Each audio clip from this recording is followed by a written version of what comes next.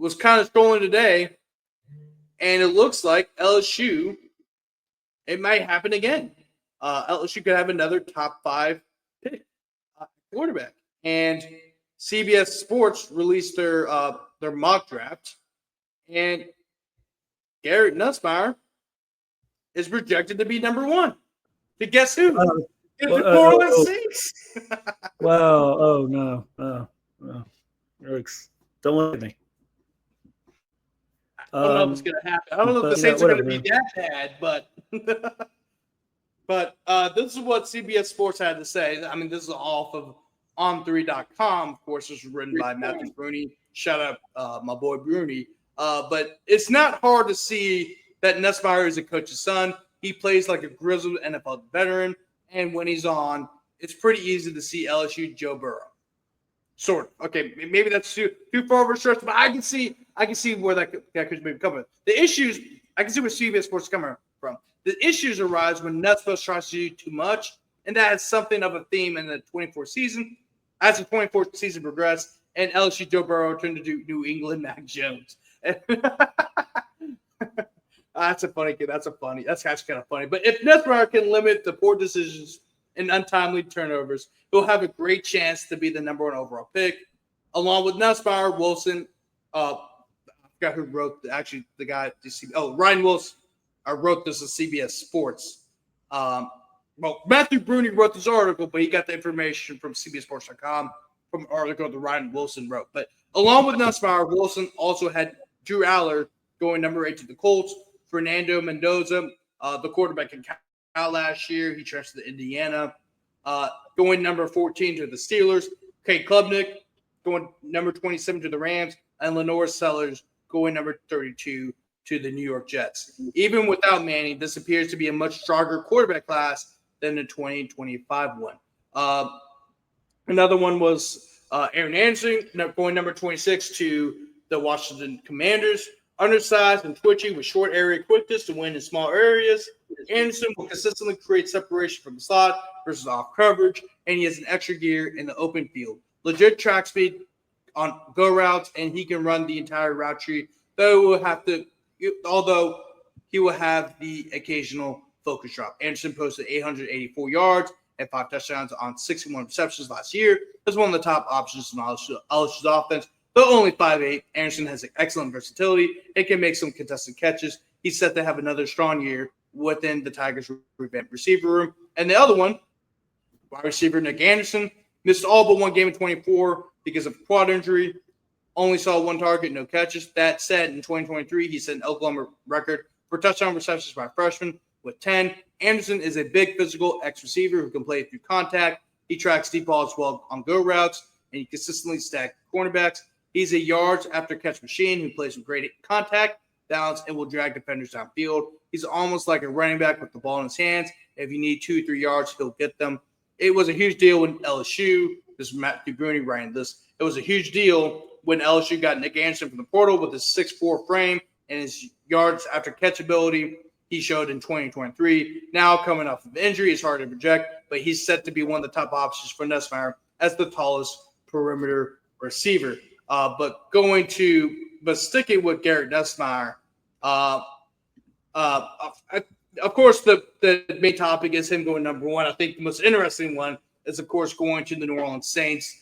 Of course, that's my favorite team. I think it's the same. Was the same thing? Are you a Saints fan? Yeah. Are you like? Are you? Let me ask you this, because I know it's because of course I live in New Orleans, but for some Baton Rouge people, I know it's kind of like LSU first, then Saints. For me, it's kind of like even keel. I root the Saints, and this LSU the same. But I know for people outside New Orleans, it's all LSU and the Saints, and even some people outside New Orleans hate the Saints. So have you seen that resentment all across the state? But are you which camp are you in? No, I love them. I love them both. Okay. Yeah, that's funny because there's some debates about that. But anyway, but what do you think about Garrett Nussmeier being the number 1 overall draft pick for next year's draft class? It's what the projection holds, right?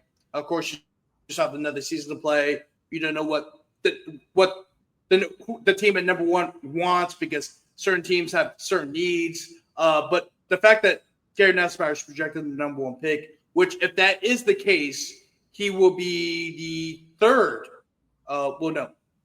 fourth quarterback from LSU in LSU history to be taken with the number 1 overall selection. Jane Daniels was number 2, so he would join in some elite category. But what do you think about that projection? I would take him.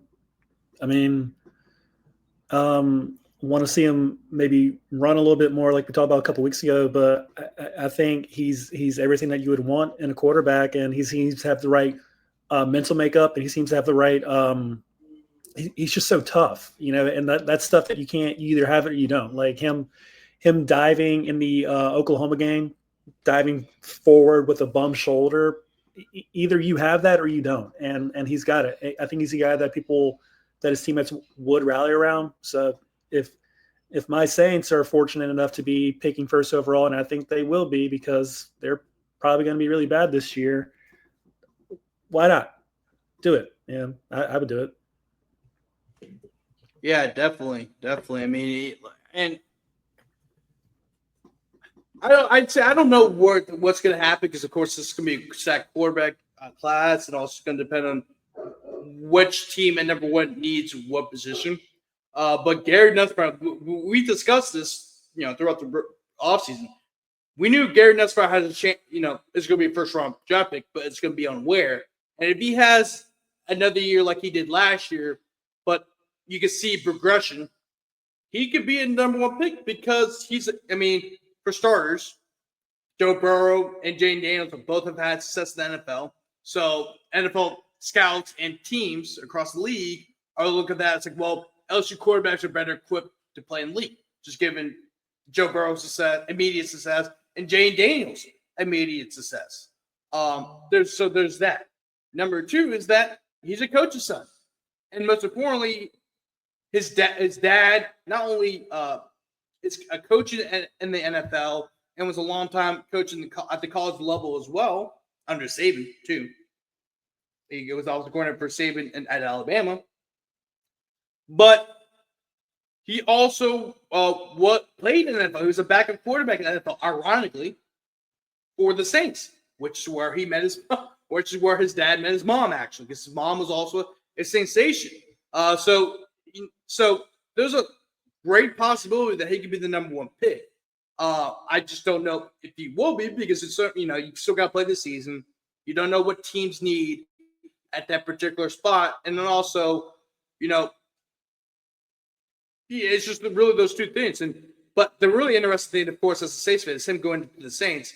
I don't know if the Saints are going to be that bad, but it would be a hell of a story if he gets drafted by the Saints, the same team that drafted his dad, the same team where his mom was a cheerleader for. His dad's the current offensive coordinator for the Saints now. He's still going to be his home. He's still going to be in the state of Louisiana, which is a state that he really has considered his home. Because Garrett Nussmeier's moved around a whole lot through his life. His dad's a coach. That involves a lot of moving, and trust me, I know. Right? I've been to, I don't know how many schools I can name that I've literally been to. All I can tell you is that I went to 4 different elementary schools, 2 different middle schools, and 2 different high schools. So that involves a lot of moving, but he considers himself to be from Louisiana, more specifically Lake Charles, because that's where his mom's from. He visited Lake Charles all the time. And that's why if you look at the roster, it says Lake Charles, even though he went to high school out in Dallas. So it's that would be of course the main topic is Garrett Nussmeier, of course, possibly being the number 1 pick. But I think the interesting part is him getting drafted by the Saints because it's basically kind of a full circle moment, especially because of his family's connections with the New Orleans Saints. And it's just kind of like a storybook ending. Not storybook ending, because if you get drafted by the Saints, the book isn't over. But it's a good part of the story, right? LeBron James level types of nepotism. You hate to see it. Yeah, well, it's hard to say it's nepotism because like he's the son of a coach, right? And if he gets drafted by that team, I mean, it's not really nepotism if you're already considered to be, if you're already the number one pick, right? Going into or you're top 10 pick, like I mean, you're going to go to that team. I mean, which if that is the Saints. Well, it also depends on Tyler Shuck. Of course, is a guy that they feel comfortable with because they drafted Tyler Shuck in the second round, which is also another interesting factor. So if he's going to get drafted by the Saints, it'll be betting on whether or not Tyler Shuck has a productive rookie season, productive enough season to the point where the Saints don't feel like they need to draft a quarterback. But who knows? Yeah, and I was also kidding about the nepotism thing. Garrett Nussmeier's good. I know you're joking, but it's like Ronnie's not good. So that's the key difference.